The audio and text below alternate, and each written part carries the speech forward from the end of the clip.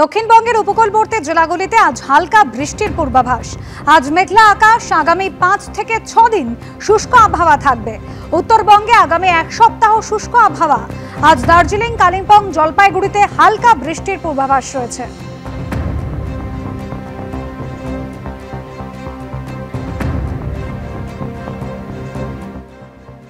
দক্ষিণবঙ্গ, উত্তরবঙ্গ দু জায়গাতেই প্রধানত শুষ্ক ওয়েদারই থাকবে। শুধু আজ 19 তারিখ দক্ষিণবঙ্গের জন্য উপকূলের কাছাকাছি অঞ্চলে, যেমন দক্ষিণ 24 পরগনা, পূর্ব মেদিনীপুর, বিশেষ করে এই জেলাগুলোয় উপকূলের কাছাকাছি অঞ্চলে এবং পার্শ্ববর্তী যে উত্তর 24 পরগনা এবং পশ্চিম মেদিনীপুর আছে, এই জেলাগুলো দু এক জায়গায় হালকা ধরনের বৃষ্টিপাতের সম্ভাবনা থাকছে।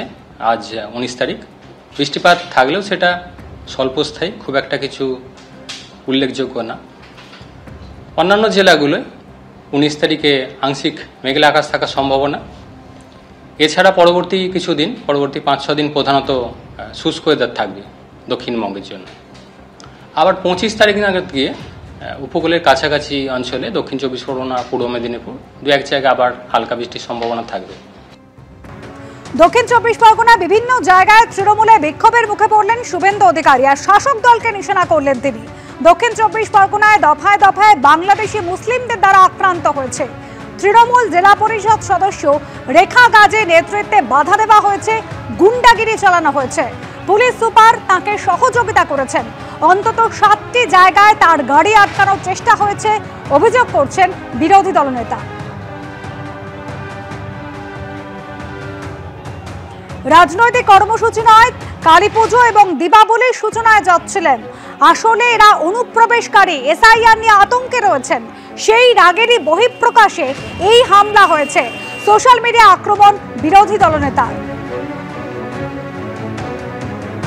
নাম ম্যাপিং এর লিঙ্কে হয়নি, তারা তো এসআইআর এ দাঁড়াতেই পারবে না। বিএলওর সামনে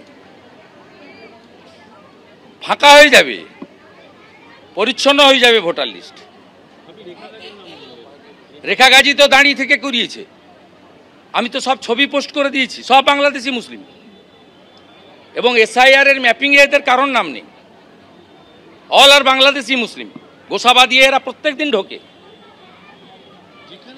কোটেশ্বর রাও অর্গানাইজ করেছে মমতা ব্যানার্জি এবং তার ভাইপোর নির্দেশে। কোন বিক্ষোভ নয়, হামলা। কেন বিক্ষোভ বলছেন? এর সঙ্গে 100 দিনের কোনো সম্পর্কই নেই। তাহলে এত হাজার হাজার মানুষ আমার কর্মসূচিতে যোগ দিত না। আপনাদের কেউ বা কারা যারা সন্ধ্যাবেলা বিশ্লেষক বসেন, বিশ্বনাথ চক্রবর্তীর মতো, আমি তার ফেসবুক লাইভ দেখছিলাম। এর সঙ্গে 100 দিনের কোনো সম্পর্ক নেই বিশ্বনাথ চক্রবর্তী। কেন বিজেপি কর্মীদের সঙ্গে লড়িয়ে দেবো? এরা কত মার খাবে, কতবার। বিভিন্ন জায়গায় আজ 6টি জায়গায় মোট বিরোধী দলনেতা শুভেন্দু অধিকারীকে লক্ষ্য করে হামলা চালানো হয়েছে এবং সোশ্যাল মিডিয়া আক্রমণও শানিয়েছেন বিরোধী দলনেতা। তৃণমূল নেতা জয়প্রকাশ মজুমদার কি বলেছেন শোনাব।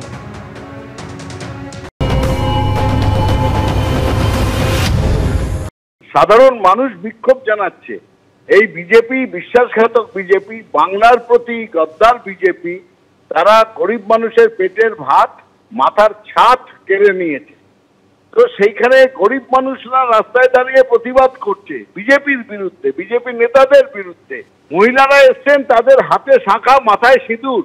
হিন্দু হিন্দু করে বললেই হবে না, তাদের পেটে ভাত নেই, মাথায় ছাদ নেই। চরম বঞ্চনা করেছে বিজেপি সরকার। 2 লক্ষ কোটি টাকা বাকি রেখেছে। 4-5 বছর ধরে 100 দিনের কাজ করতে দেয়নি। তারা প্রতিবাদ করবে না? বাংলা প্রতিবাদ করতে জানে। বাংলার প্রতিবাদী চরিত্র এই সাধারণ মানুষ। ফের হিন্দু ঐক্যের ডাক দিলেন শুভেন্দু অধিকারী। তৃণমূলে হিন্দু এবং সিপিএম এর হিন্দুদের এক হতে হবে, হিন্দুদের ঐক্যবদ্ধ হতে হবে, আহ্বান শুভেন্দু অধিকারী। আমি একজন হিন্দুদের বন্ধু শুভেন্দু। হিন্দুদের এক হতে হবে। তৃণমূলের হিন্দু, সিপিএম এর হিন্দু। আপনার যদি যোগেন মন্ডল হতে না চান, আসুন ওম লেখা পতাকার নিচে সামিল হন। এই লড়াই হিন্দুদের টিকে থাকার লড়াই, হিন্দুদের বাঁচার লড়াই। তবে আমাকে আটকাতে পারবে না। জগদ্ধাত্রী পূজার পরে ঝান্ডার সঙ্গে ডান্ডা বেঁধে আসবো, ক্ষমতা থাকলে আটকাবে।